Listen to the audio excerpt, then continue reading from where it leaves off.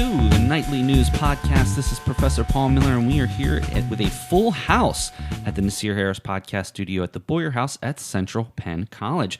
We welcome somebody who those of you here at Central Penn College, if you've worked here for a little while, might remember Lisa Kennedy, the financial education analyst with PSECU. Lisa, it's such a pleasure to have you on the show today. Hi, Paul. Thanks for having me. Of course. And so first of all, let's talk a little bit about your background. Obviously, you were a Central Penn employee for a significant amount of time, so I think you might be, a lot of people might be familiar with you. So tell us a little bit about, not only maybe a little bit about your background, because you told us something very interesting about your background, and then maybe share with us how you got involved with PSECU. Yeah, so when I originally went to college, my little tidbit is I'm originally a broadcasting graduate. So I have a broadcasting degree. So this is a very fun opportunity for me to be on a podcast. This is my first podcast, so hopefully it's not too embarrassing. But prior to PSECU, I did work at Central Penn College in the financial aid office. I worked in higher education for about 10 years, and I transitioned into PSECU and doing financial education there, facilitating workshops on different financial topics for our community members, for college students, and working with our K-12 outreach as well. Awesome. Well, we appreciate you being here today. We're also being joined by two nightly news reporters here, Kiara White. Kiara, it's such a pleasure to have you on the show. Thanks for having me. Of course. Is this your first time on the podcast? Yes. Well, and we hope there's a podcasting class that we have coming up in the next couple of terms that we certainly look forward to having you. And nightly news reporter Laura Lee. Laura, it's such a pleasure to have you on the show. Oh, thank you for having me all the time. You're welcome. So Laura, you have done some shows before, and you've done some writing for the nightly news, and you are coming up into your final couple of terms as well. We're looking for an internship for you, and we're really looking forward to having you being more involved with the club over your last couple of terms. I'm looking forward to being more involved. Well, that's awesome. I love to hear it. So what we're going to talk about today is, obviously, PSECU is one of our corporate partners here at Central Penn College, and Lisa reached out to me because she wanted to have an episode on financial literacy. What's interesting is, if you stay tuned later on in the show, we'll also be joined by Education Foundation employees, Sandy Box and MaryBeth Fisher, to talk a little bit more specifically about our scholarship opportunities here at the college. But I wanted to get started off early with, I think one of the biggest issues, and I'll speak a little bit about my college experience as well, is the fact that it is very easy to get yourself into financial problems when you're in college. I was wondering if, where do we all start to make a positive effort and to make a positive experience in terms of our financial piece when we're in college, Lisa? Yeah, I would say that the main foundation for any type of financial literacy for us, from an education perspective, is starting with budgeting. So really figuring out where your income is coming from. Is it reliable? Is it on a monthly basis, a bi-weekly basis? And then also creating a budget to track your expenses, figuring out what are fixed expenses that you have to pay every month, things that are variable that you might be able to cut out, and is that balanced? Do you have enough income to cover those expenses? Do you have enough money to then save for an emergency? Building that budget and a solid financial foundation of knowledge and knowing what's going in and out is really the biggest key. One of the things that often a lot of students have to deal with, and I'm actually back in school myself, so now I'm going through all of this. Yeah, I'm going for my PhD at IUP, and I actually have to travel out there a couple of times a month, so it's enjoyable, but I'm actually going through some of these similar things. One of the things that I think a lot of our students are working with is understanding more about student loans and then understanding more about those student loan refunds. Can you talk to us or maybe give us some tips on how students can approach the loan process? Yeah, so I think it's really important. Number one is to not miss any deadlines. So the FAFSA is available now. The FIA state grant deadline is going to be May 1st. So if you haven't done your FAFSA for this year, please, I implore you, that's my financial aid background speaking, definitely do your FAFSA as soon as possible. Talk to your financial aid office and see what their deadlines are so you're not missing out on opportunities for that free money, that money you don't have to pay back. You want to make that the priority. Well, one of the things that I find interesting is the refund. I think a lot of times students, in some cases, rely on that refund, especially if they're not necessarily working or maybe only working a few hours a week in an on-campus or off-campus job. Do you have any tips for what students can do with that refund if they're not 100% sure if they need it or not? Yeah, so my biggest recommendation is if you can afford to return that money back to your loans, absolutely do it. I know some students are in a position where they have to use that refund money to live for living expenses, whether it be food, transportation costs to and from campus if you're not a residential student. Sometimes you're in a position where you just don't have any other income. Realistically, if you are able to use those refunds to pay down your debt while you're in school, you can always return those money back to your loans. What that's going to do is you'll end up borrowing less money overall, so you'll have a lesser amount to pay back in the future, and it's going to reduce your monthly payments. One thing to consider is you do have to pay that money back eventually. Mm-hmm. So while you may say, oh, in 2 years I can afford that, or when I get a job I can afford that, think about how much you can realistically afford. A lot of student loans have a 10-year repayment period. So how old are the two of you right now? 20. 20, 21. Think of all the things you want to do by the time you're 30. You don't want to have that student loan amount hanging over your head every month. So the more you can do to pay down that balance now and maybe look for on-campus jobs or other opportunities for income to kind of cover that gap, that's going to be your best bet. Let me ask the two of you, and again, I don't want you to necessarily share your own financial details. Mm-hmm. That's not what we're going here. But can you tell us some of the experiences that you've had with loans and refunds and maybe some of the things that you've learned over the years, being that you're both seniors? Laura, let's start with you. First, like in other colleges, I hear about people talking about, oh, I get a refund check of $3,000, so on and so forth. I'm like, oh, like that sounds like something to look forward to. But then I got to college. I didn't get a refund check my first time here, and I thought it was like, oh, that's a problem, or that the school was, a lot of money. But now that I know about it, and now that I know that it really would be better to give it back, but then as you said, some students rely on it, so it's a give and take, and I'm waiting for it now. I gotta tell you what's interesting is, and maybe Lisa, putting your past Central Penn hat on, you might be able to answer this question too. A lot of some of the issues in terms of the refunds here at Central Penn is because we are on a quarter system. So you're signing up for classes on 4 terms instead of a more traditional college with a 15-week term is usually drawing only twice. Can you talk about maybe how Central Penn students might deal with that component of being here Central Penn specifically? Yeah, so the main difference is you'll talk about, like you said, a lot of people say, I have a $3,000 refund or $4,000, I'm getting all this money back. The first component to that is sometimes they don't realize those are loans they have to pay back. Yeah. They think it's all free money, and it's just a big shock at the end when they have large loan balances. The other thing to consider is because Central Penn does have terms, you're looking at 4 terms per year versus 2 longer semesters. So the way your financial aid is split up is going to be different from school to school, from Central Penn College to maybe Hack, Shippensburg, Penn State. So those amounts are going to vary no matter where you are. So someone who is at a different school who says, I got a large refund, their scenario is just very different. Financial aid is very individualized. Yeah. With that, your financial aid is broken up over 3 terms versus 2 longer ones. So you're getting the same amount, but it's applying to more tuition charges. The benefit of that is the program is accelerated. You're graduating sooner than your peers because it's a shortened program. Kira, can you talk to us a little bit about maybe some of your general experiences with student loans? When I first came to college, I didn't really know anything about loans. Like, my mom did all my financial aid, so I really didn't have much knowledge about loans. But I got 2 refund checks, and I did blow it. Hey, at least you're being honest. Yeah, right? absolutely. No, yeah. The first one I got it around Christmas time, so I just bought everybody something for Christmas. Then the second time, I was going to Miami the following week, so I was like, okay, well, I'll just take it and have some spending money. So I messed up. You're learning. Let's call it that. You can't look at it that way. Honestly, it's funny. I just literally talked about this in my class. You have to be able to talk and learn from these experiences. We're all going to make mistakes. It's what do you take away from those mistakes? How are you in the future making better decisions in the future? One thing that I really want to talk about, Lisa, is the idea of the interest. Because what ends up happening is, yes, let's just take a nice round number of $10,000, okay? So say you're borrowing $10,000.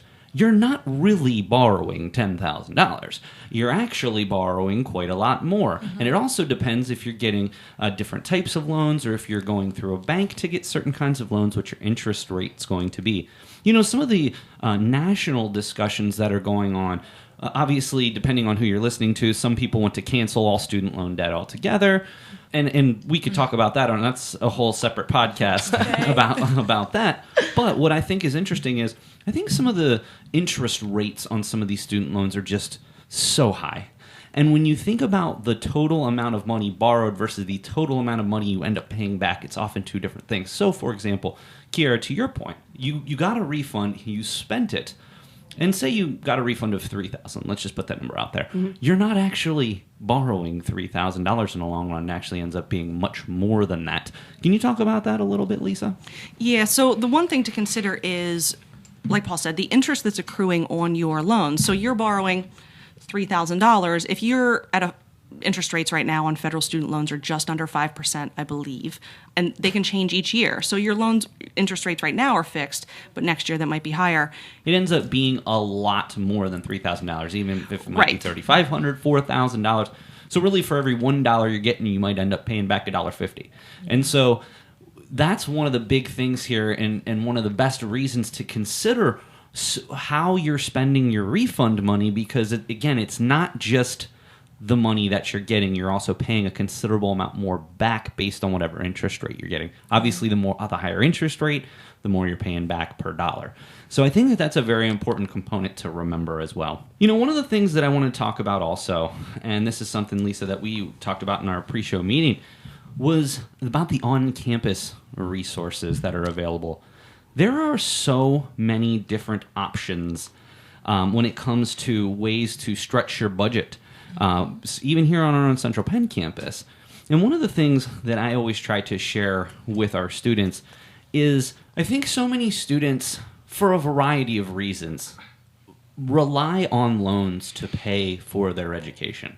And there's nothing wrong with that. So many people do that. It's very common. But I think the reason that we have so much student loan debt in our country right now is because it's the easiest. You walk in to financial aid, you sign a piece of paper, all of a sudden now you're on the hook for a lot of money. It's not to say that there's a problem with that. Like me personally, I'm taking out loans to pay for my school, as I'm sure not only you two are, I'm sure, Lisa, you did in your day and age. And I'm telling you, like, there's nothing wrong with that. However, I wish that as a country, we would start trying to look in other directions. And I'm going to give you an example. A former student here did an internship down at the state capitol building. And the office that he was working for, one of his main duties was to market this major scholarship that they had. It was like $10,000. And he did all of these different marketing pieces, and their website got a ton of traffic. They were getting like 100 to 200 hits a day, people going to learn more about this scholarship. But in the end, why don't you take a guess how many people applied? What, about 5? I'll say under 100. Yeah, under 100. Zero. Not one person ended up turning in a scholarship application. And that money, I don't want to say it went to waste, it just kind of stayed in whatever fund it was in. Yeah. And that is a pretty significant problem, is that some of these scholarship applications, I don't want to say are involved, but they require a little bit more than a signature. Mm-hmm. And I think so often in our country, we often just would rather take the easier route as opposed to taking the more intelligent route. And it's not to say that that happens all the time, but even here at Central Penn College, where we've got a significant amount of money that we're giving to our students and only ask them to do a 200-word essay, you would be shocked that only about 10 to 12% of the student population fills out the application. I agree. And this will be a plug for your education foundation that your scholarship applications will open on February 3rd. So please, if you take anything from this podcast, fill out your scholarship applications. Like Paul said, it's a brief essay and a thank you note. The easiest money you'll ever get. That you don't ever have to pay back. That you don't ever have to pay back. Correct. And I think that, and again, Sandy and MaryBeth from the Education Foundation will be coming up on the second part of the podcast. So we'll talk a little bit more about that specifically. Why do you think, other than ease, that more people don't look to the scholarship route to get money for college? I think lack of awareness. It's very hard for some people to find scholarship opportunities based on their circumstances. Sometimes they don't have the academic requirements. And the other part of money is just intimidating to talk about. People are afraid to talk about money. They're scared. They don't want to admit that they may not know something. And that's sort of the big stigma behind talking about money overall. So as far as scholarships go, there's a lot of really great resources for students. You mentioned the internal source of the Education Foundation. A lot of students are involved in off-campus activities. You might be a volunteer. They're going to be giving grants and scholarships that they're not advertising to the general public. That's something that's exclusive to you that may not be open to someone like me or Paul if we're not volunteering at that organization. So it's really important to put yourself out there and start asking questions and asking people, is there a scholarship for this that I can apply for? Is there a grant that I can apply for? And then following through on that application. Like Paul said, you can know about it, but if you're not acting on it, you're not getting that money. Making it a priority and filling out those applications, getting them in before the deadline, and following up with thank you notes is always very appreciated as well. And there's other on-campus resources as well that I'd like to talk about. First of all, one of the things here that could certainly help in terms of budgeting, which is our overarching conversation, is the Central Penn College Food Pantry. This is something that was put together by the fine people in housing and alive and well. Just from some conversations I have, unfortunately, not very many students here on campus are taking advantage of it. Certainly some of our residential students are taking advantage of it, but I think a lot of people don't realize that commuting students, evening students, and even online students are able to put in a food pantry order. Let me ask you, I'm going to start with Laura. Laura, what is your experience with the food pantry? So when I first heard about the food pantry, I thought it was I'm like, oh, that's a good idea. Like somewhere we can go, if we don't got food in the house or we don't got no money left on our, I'm going to call it scoozies, even though it's not scoozies, but the scoozies, if we don't got it, then it's like, oh, we got somewhere to go where we can make real food, and then we got a whole kitchen right here that we can make the food. So it was it's a win-win. And I actually used it when I ran out of scoozies, and I'm like, dang, I don't want to go spend money because who got time for that? I spend money every day, every night. So I didn't really have time for it. So I put in an order at the pantry. The next day, was it the next day? It's usually within a week. Okay, so the next day, because that's what I'm trying to think, because when I went there, I was in the RA office, but it'd be in Leanne's there. So I seen it, and she was like, oh, Laura, you're here. And I'm like, oh, I'm here. She was like, well, here. And I said, oh, okay, I'm like, oh, this is nice. Okay, that worked fast. I will say that if you are interested in filling out a request for the food pantry, it is in the Student Central along the right-hand side. You'll see a link for the food pantry. All you have to do is put your name in, when you're able to come pick the stuff up, what types of things you're looking for. All free, and I believe you can put in up to 4 or 5 different requests per term. Again, not just residential students, commuter, online, evening, any student here at Central Penn College can utilize the food pantry. Another thing I want to talk about is the work-study program. First of all, I think, and Lisa, maybe your experience with financial aid, you can speak to the work-study program a little bit. Tell us a little bit more about the work-study program in a general sense. Well, work-study program is something that's based on financial need. So when you are filling out your FAFSA form, you're entering your income, tax information, residential information, household info, sometimes your parent information, and that spits out a number of what you are eligible for the financial aid office. A lot of people think that stops there with your grants, your loans, and that's it. That number is also used to calculate your eligibility if there are work-study opportunities here on campus. So a work-study student is someone who works in a specific department and receives a paycheck. That money goes directly to you. So that's something you can use instead of using a refund. You can keep that refund and back on your loans and not borrow excess money, but you do have some type of income. So if you are in a situation where you run out of your meal plan or you have to cover transportation costs, you have income coming to you. It is based on financial need, though, which is the unique part of it. So one thing I can say is in week 1 of the term, there was something that went out in Student Central and Central Station that had, I want to say, 10 to 12 different work-study positions here on campus. I know that several of our departments here on campus utilize work-study employees here, and to be honest, especially for somebody who doesn't want to go out and get a full-time or even a part-time job, because most part-time jobs are looking for about 20 to 25 hours a week, gives you an opportunity to make some money, not have to worry about traveling anywhere, putting gas in the car, even having transportation. Now, Kiara, I know that you have had a work-study position. Where have you been working here on campus? I'm working in the underground with Adrian. And Adrian is our most prolific guest on this podcast, so I'm sure that she would appreciate that. What are some of the things that you do? Like we just do different type of events. Like for this upcoming event, this play. So we just like make popcorn and welcome the guests. That's awesome. Like that. And how many hours a week does that usually end up being? I get 16 hours. Okay. So I mean, that's something that is less than a 5-minute walk from your home. Mm-hmm. You go there. It's probably pretty flexible in terms of when you're able to work. Yeah. So I think that, and I wish that students would consider doing some of these work-study positions for the simple fact that there's a serious need here on campus, and it's probably the most convenient job you'll ever have. But in the end, you're going to be able to put on your resume that you worked at Central Penn College. So instead of saying, and again, I say this all the time, no disrespect to anyone who's ever worked in the restaurant business. I spent 20 years of my life in the restaurant business, but that doesn't necessarily help you in terms of the resume and your future positions. Anything else, Lisa, that you wanted to add about the work-study program? I'll just echo your statements. I love the financial piece of the work-study program. I know Central Penn College always has a lot of really great open positions. I'm glad to hear that you're part of that.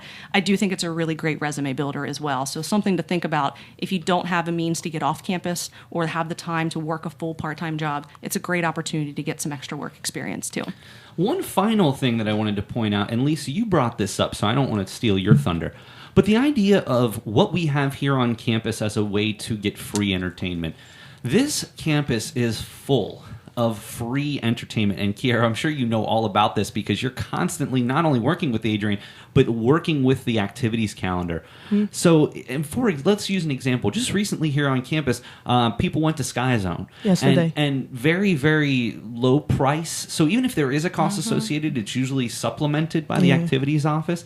I mean, every time you look at that activities calendar, it's just full. And I wish more students would take advantage of that instead of going off campus to the movies that can cost you $20 an evening, or even just going out to eat that can get pretty pricey as well. So I did want to give you two an opportunity to bring up some of your questions that you had during the last 5 minutes of our show. So Laura, I'm going to start with you, and Lisa, we'll try to do a little bit more rapid fire, so we might be able to get a couple of questions. All right, each. gotcha. I'm ready. So one of the questions I have is, like with students, like they are independent and they file as independent. So now, they a little on the edge because not knowing if, you can get approved every time for the term, especially how these are. Like, you just never know. When people go home for that all the time because they wasn't approved and they got denied so they couldn't pay, what would you suggest them to do? That's a tough question. From a financial aid perspective, it's really something that has to be documentable and more of an extenuating circumstance. So I would just advise students to open communication with the financial aid department, really. Going back to that stigma of putting yourself out there, it's hard to ask for help, and I know that. But when it comes to your financial information and the things that you need to get through school, which is an investment in yourself, don't be afraid to put yourself out there and ask the right people for help. Right. And going back to some of the online resources, if there is a gap where maybe you don't have enough financial aid, look at those other on-campus resources to maybe help bridge that gap as well. And again, too, Laura, to our earlier point, the idea of the Education Foundation. Students should be filling this out every single term. And I'm sure we'll hear a little bit more about that with Sandy and MaryBeth coming up. My question is, should you pay down your largest debts first? Well, there's two methods of debt payoff. So there's one that's called the snowball, and there's one that's called the avalanche. And really, I would recommend, since this is a rapid fire and I don't have a whole 30 minutes to go into each for you, research both of those methods and figure out what's going to be best for you. One of them prioritizes debt that has the highest interest rate, and one of them prioritizes debt that has the highest balance. So it's really a personal preference based on what you can afford, but you can also check out our blog on PSECU.com and some more information about both payoff methods. Laura? Okay, so the downfall of the kids today with the credit, like, it's just terrible. The kids today. The kids today. With the credit. With the credit. What would you suggest them to do now for the future? First, everybody should pull your credit report. It's January. Freeannualcreditreport.com. There are scams out there, so be careful. You shouldn't have to pay for your credit report. You're entitled to one free report each year. If you haven't pulled it this year, please do. Make sure that the information on there is correct and there's no misinformation. You can dispute those charges if there are. That's the first big piece. Pulling your credit, making sure you're aware of what is on there and what should and shouldn't be on there.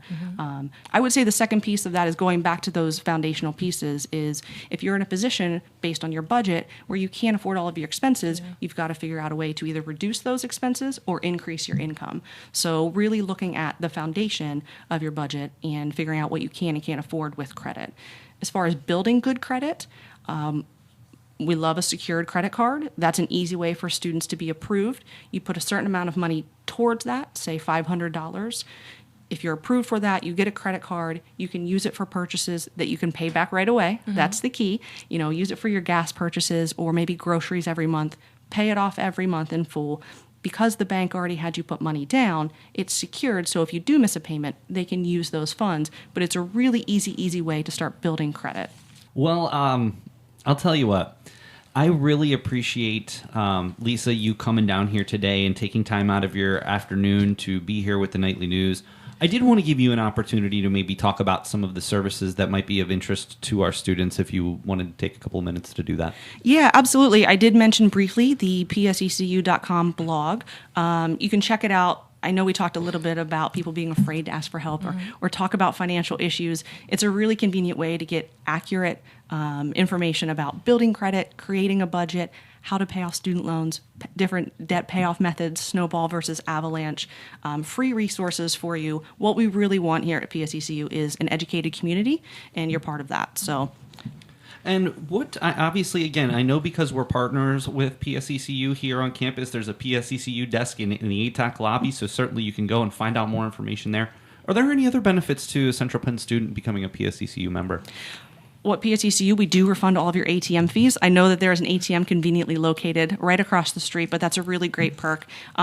We do have a lot of online resources. If you have an account with us, you can categorize all your spending. That really helps if you are planning a budget or creating a spending plan for yourself. All right.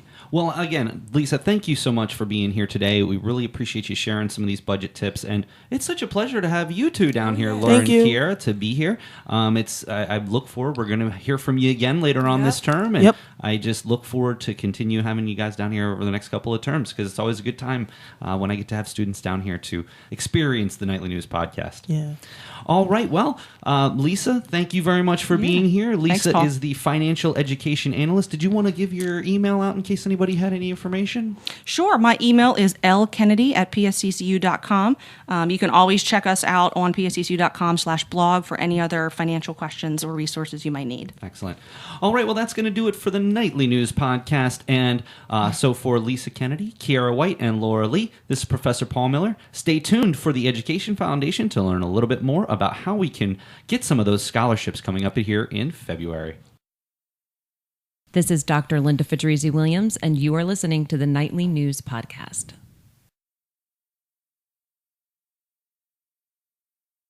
Welcome, everybody, to the Nightly News Podcast. This is Professor Paul Miller.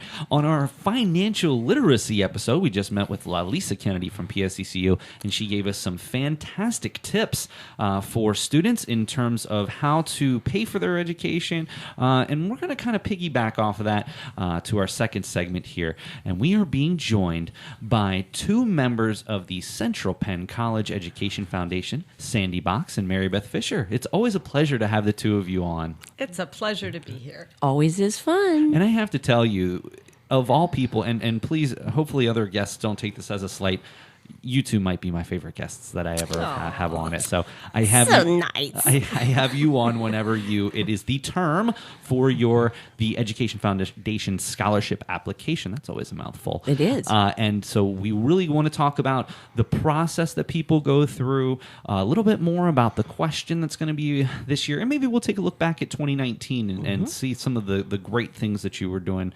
and keep up with what you have going on. Also being joined by the new Nightly News co-president, Tyler Coleman. Tyler, always a pleasure to have you on the show. Well, thanks for having me. It's great to be back. And Tyler currently is working on his internship over at PCN and is just a couple of terms away from graduating. Will be here throughout the summer. So he's got about 9 months to be the co-president of the Nightly News. So hopefully takes full advantage of that. So Tyler, again, always a pleasure to have you on. But you're here today because one of the things that you have been very involved with over the years is the Education Foundation. I want to start off with you, and then we'll come back to the ladies from the foundation and talk a little bit more about this particular one. What does it mean to, first of all, thinking back, how many times have you submitted this application? I would say I probably submitted it almost every opportunity that I've had. And what is your percentage of time that you received money from the number of times you've applied? I haven't gotten money every single time, but I would say probably at least 90% of the time, there's always a good chance.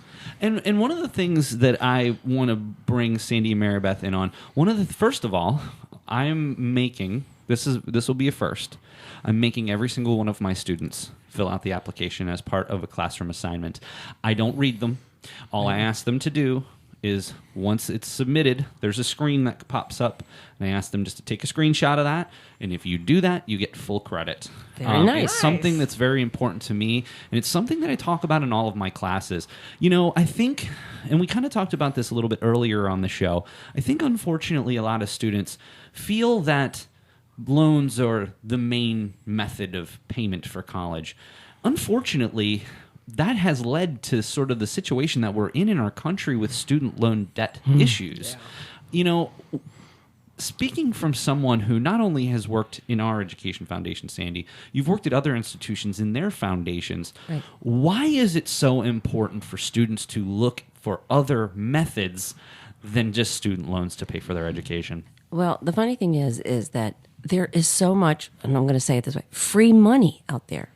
There are so many donors that want to pay it forward, that want to make a difference in students' lives, whether it's at this institution or any other institution. I always tell, and I told my daughter this at the very beginning when she decided to go to college, take the time, get on the internet. It's the best tool at some point in time.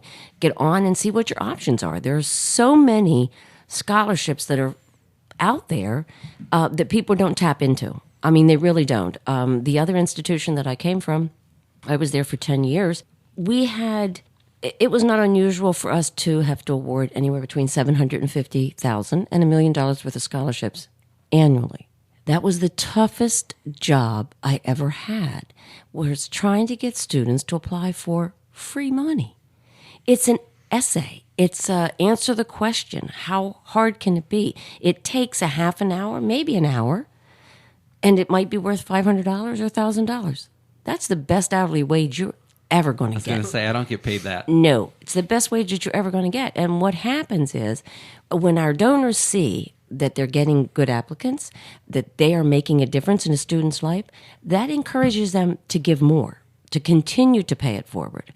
So, yes, loans are there, federal funds are there, but the more that you can even reduce your loan amount by applying for scholarships, the better off you are at the end, because you will have to pay those loans back sometime, even if it's a low interest rate. Well, regardless of the interest rate, and you know, I talked about this before. I think part of the student debt issue is the interest rate. Right. I think that the interest rate should be looked at. I don't necessarily think everything should be just erased. Right. But let's look at it in a different perspective. I think that the reason that our United States is in this problem is because it's so easy to get the money from the government. Right. You walk into the financial aid office, you fill out a FAFSA, which has its issues on its own. Right. But then you sign a piece of paper and your education's paid for. Right. So, but what so few people understand is when you're signing that, you're signing away a significant portion of money, because it's not just the $5,000 you're borrowing. It is, until that money actually gets paid back, it might end up being $6,000, $7,000, $8,000. So for every dollar you're getting, you might be paying $1.50 back. Right.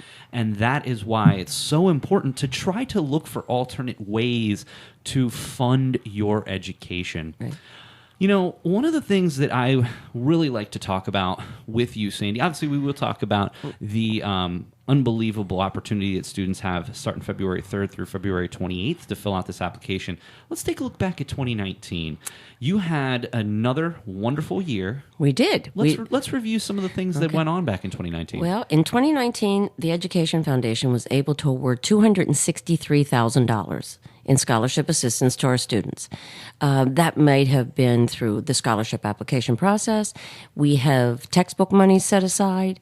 We have discretionary/emergency funds for those things that just come up and you just can't make it through the term if you don't get some assistance. So in spring of 2019, we awarded 125 scholarships. Now think of this, 125 scholarships out of 151 applicants. That's incredible. That is huge.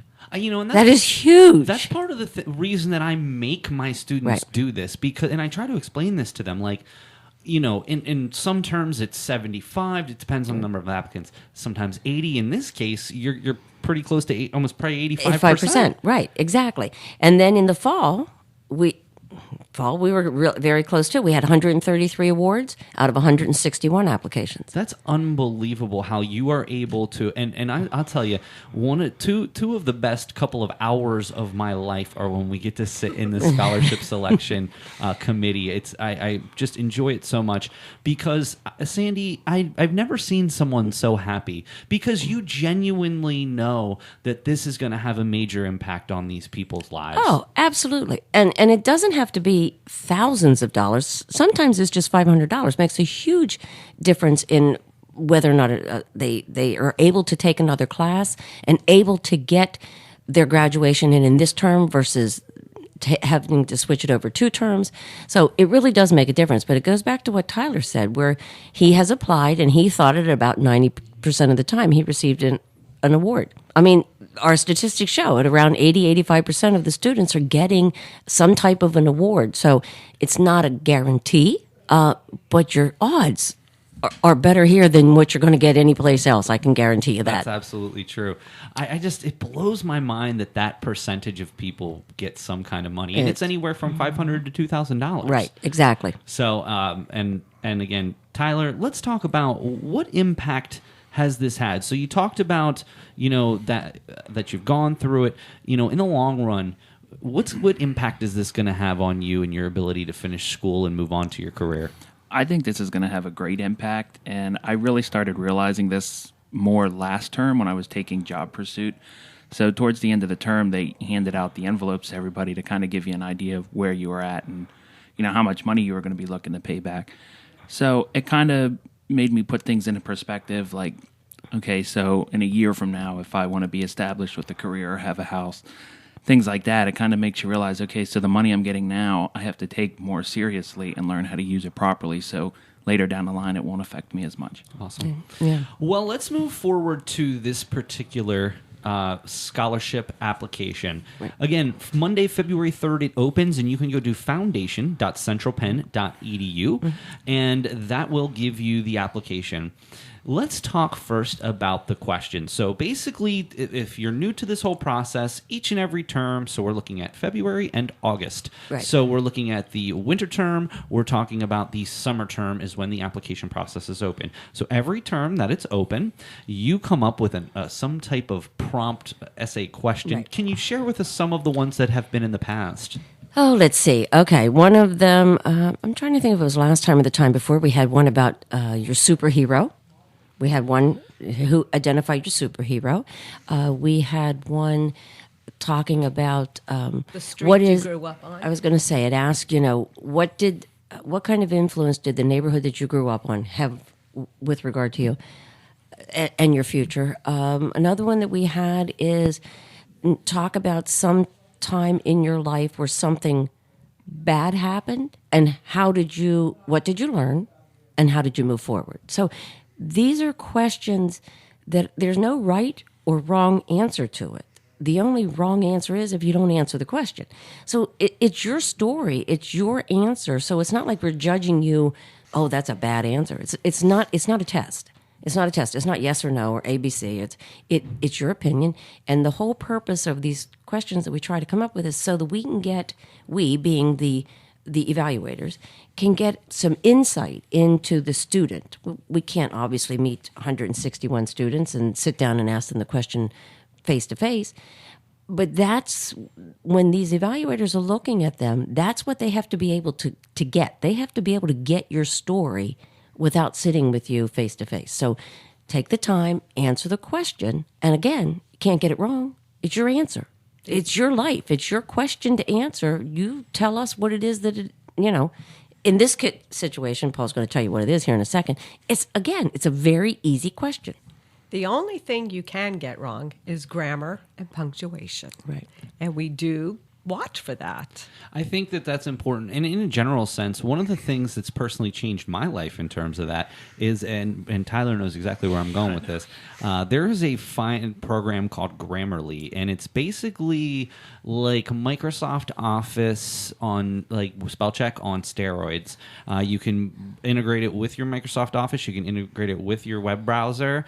So even if somebody is typing that in their web browser, that they will be able to have absolute, just like they're typing in Word. It'll come up with a little line under it. It'll give you some different suggestions. So it's something I actually tell almost all of my classes now that, download this free program. There is a paid version. So I'm actually probably going to get the paid version for my PhD program. Right. But, in bachelor's level, this is really all you need. So again, that is a very important point, MaryBeth. Right. Okay. So for those of you who would like to get a little head start on maybe some of your compatriots here at Central Penn, because this will be open in just a little over a week from when our podcast is going to be released. The question is, if you were to change something in your life, what would you choose to change and why? I allowed Tyler an opportunity to take and think about this. And again, Tyler, one of the main reasons that I had wanted you to be here today, and I was pretty adamant about him being here today, is because he's gone through this process multiple times. And I always want people on the show with both of you because I want a student perspective, and I want Tyler to walk us through how he would approach this. So if any of you out there are listening to this and want to learn more about how you would approach an essay question like this and how to be successful, I'd like to hear some insight from Tyler on how you'd approach this specific question. Well, the first thing I think I would do is maybe take a couple days or so to read over it and really try to think about what you want to write about. I can probably write about numerous different things just because I'm a little bit older than some students here and I may have different experiences. But once you're actually willing to sit down and write, it's not that hard. Like you kind of brought up about, doing the research and looking up the scholarships. That's another thing like I would do differently. Like back when being at a high school, I should have done more research and looked that kind of stuff up. Like coming right from high school, there were a lot of people like, oh, we just go to Hack or Elizabethtown or wherever, and you probably should sit down and realize, like, so here at Central Penn, they give you a lot more of the opportunities, and they give you the different stuff that you can do to help kind of further your career that maybe other campuses don't do. So I probably should have taken that more seriously, but a few years ago. Right. So if you were to answer this question, let's walk through the process. So you're taking a few days to think about this. You're coming up with a specific idea that you want to write about. How would you then approach the remainder of the application process? Well, I would go onto my computer, probably just type up an essay or something. Like you said, run it through Grammarly, read over it a few times. I'm the kind of person that whenever I type something, I'm always questioning it because I feel like it could be better. After that, I might have even people read over it and then sit there and read over it again myself because I've had times where I'll submit an essay or a homework assignment and be like, okay, I know I should have did something different. So I think, like you guys brought up, be willing to sit down and put the time into it. And because if you're willing to do that, then your overall work's going to look better and it's going to look better for you. And I will point out that the Learning Center here at Central Penn College is fully aware that this is going on, and Megan and her fine staff in the Learning Center are absolutely willing to make an appointment with you, sit down with you, look over this. Again, yes, it is. Is it an extra step? Yes. but the difference between maybe not getting a scholarship and the 500, the 1,000, the 2,000, it really is worth maybe that extra half an hour that you're sitting in the Learning Center. Sandy, one of the questions that I hear a lot and I see a lot and we bring up in these scholarship selection meetings has to do with a specific question that has nothing to do with this prompt, a question that's on every single application, and it has to do with the Stabler Foundation. Can you read for me, or off the top of your head, tell me what that says on the application, and let's talk about that for a minute so everybody's understanding exactly what it means. Sure. Okay. One of our biggest donors is the Stabler Foundation, and they have a moral obligation that they want us to make certain that all of the students and all the applicants are aware of. And really, it's not it's a moral obligation that the Stablers themselves lived their lives by. They gave because they wanted to make life better for somebody else. But in turn, they encouraged those people to give also. So again, it's the paying it forward. So what you'll see on the application is a little box that you can check at the bottom that says that you agree to the moral obligation that if you are awarded a Stabler scholarship, that you would pay it back, that you would pay it forward so other students can benefit from the scholarships that are available. And what happens is you check that box, we consider it, and once you've graduated, not before you graduate, but once you've graduated, we will send out a letter saying, congratulations on your graduation, hope you're doing well. And we don't do it we give you about a year. You're not letting them walk right off the stage and hand them that here letter. It is, right. We give them a year, so you're out of school year, you hopefully have a job, and we send out a letter to you saying, just to remind you that you were a Stabler Foundation scholarship recipient while you attended Central Penn College, and you agreed to the moral obligation of paying it forward. So we give people the opportunity, and it's not like you have to pay it all at one time. If you pay $10 a year, you pay $20 a year. The point is not that you pay it at one point in time. The point is that you pay it forward, that you continue to know that you benefited from that donation, from that foundation, and you want to make a difference. That made a difference in your life, and you want to make a difference in somebody else's life. And so that's really, it's not a financial obligation. It is definitely a moral obligation. And I think that's the important part to note here. What Sandy means by that, it's not like they're going to run you a tab and say, hey, we're giving Bill Jones $2,000.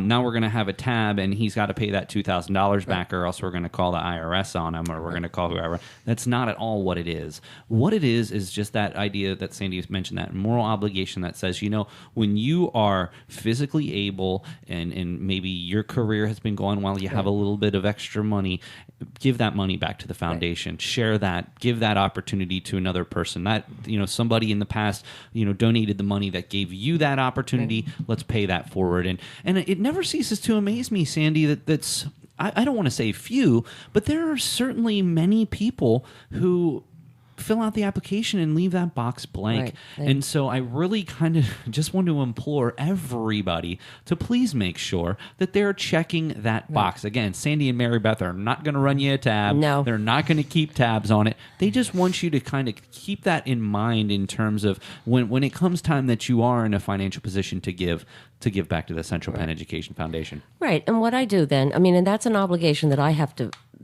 fulfill with regard to accepting the money from the foundation, from the Stabler Foundation. I have to fulfill that obligation by sending out an annual appeal. And what happens is I'm able then to say to the foundation, oh, we had 3 graduates pay, we had this one pay back, we had that one pay back. That is a very positive. When I submit a grant proposal asking for more money, to say, look what we're doing to pay back or pay it forward. Even if, like I said, even if it's $50, $10 a year, whatever it is, it's the fact that we are doing our due diligence to pay things forward and to help future students. And that's really all it's about. That's the gist of the Stabler Foundation's requirement. So one last plug for this.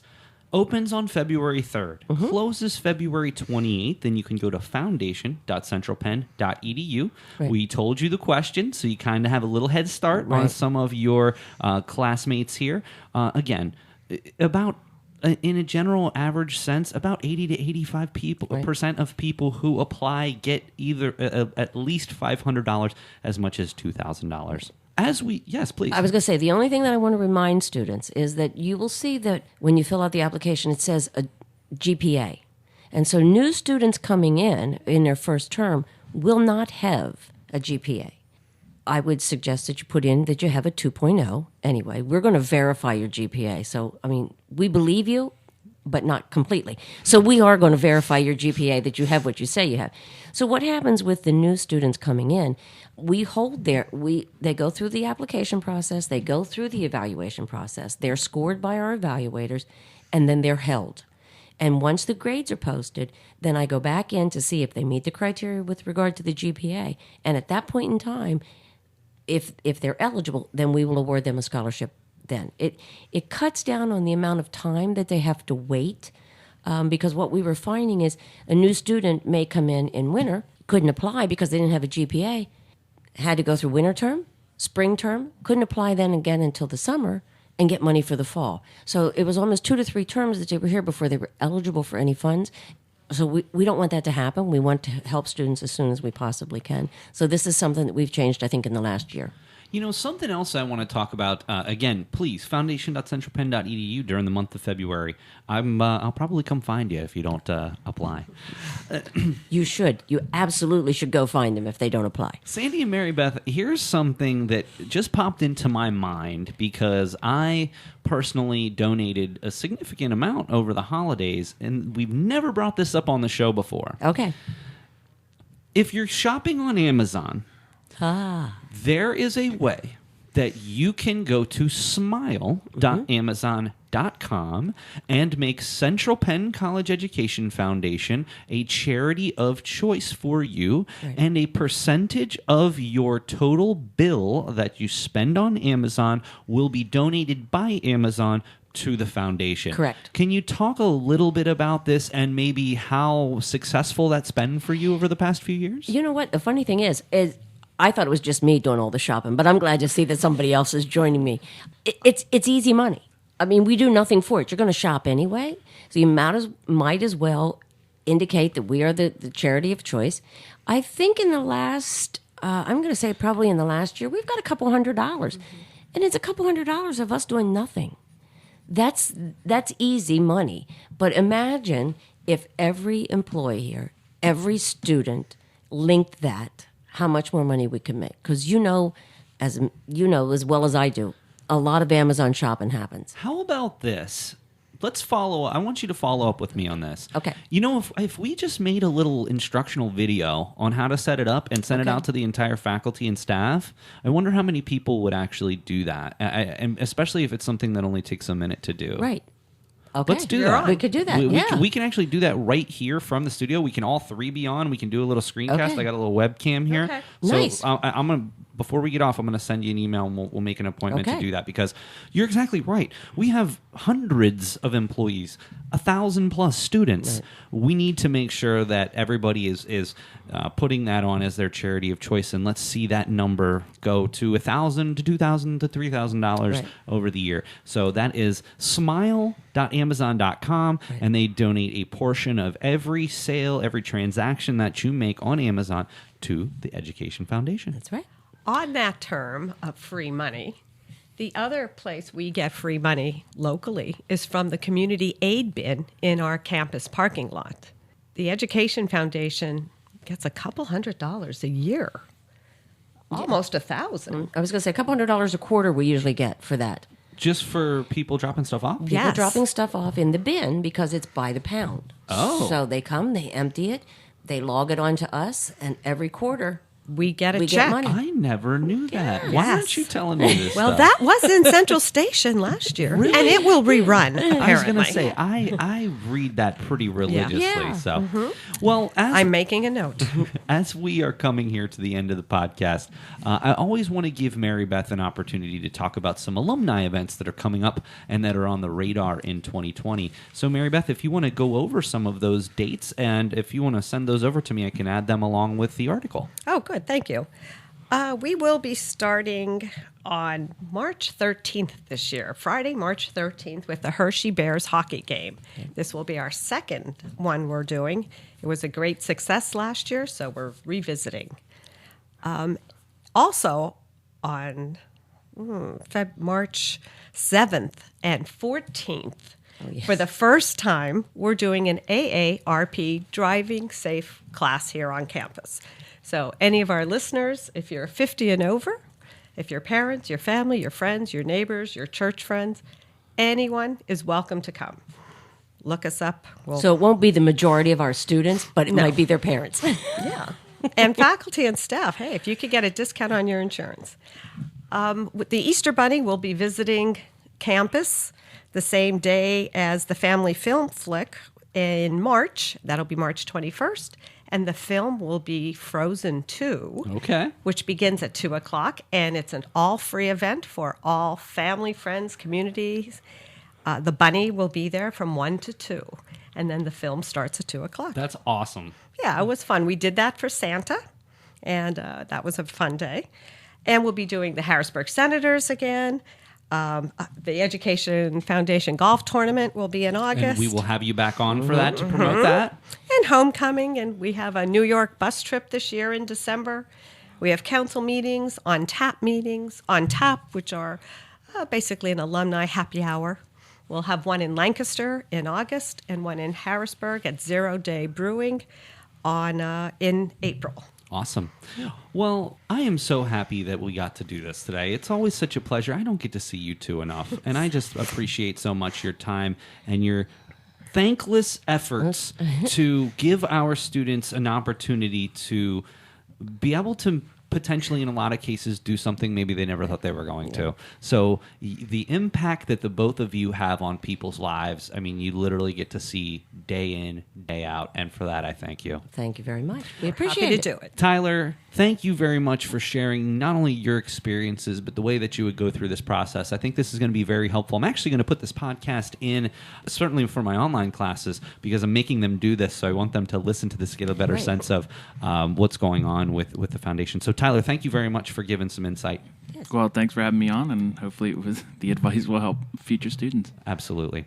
Well, that's going to do it for another episode of the Nightly News Podcast. I will tell you that on this particular episode, you may have saved yourself literally thousands of dollars between PSECU and the Education Foundation. But remember, foundation.centralpenn.edu during the month of February, and also check out that smile.amazon.com and make the Central Penn College Education Foundation your charity of choice. Absolutely. All right. Well, that's going to do it. Tyler Coleman, president of the Nightly News Media Club, thank you. Sandy Box, MaryBeth Fisher of the Education Foundation, thank you very much for spending your afternoon here with us. That's going to do it for our podcast, and we will see you again next time.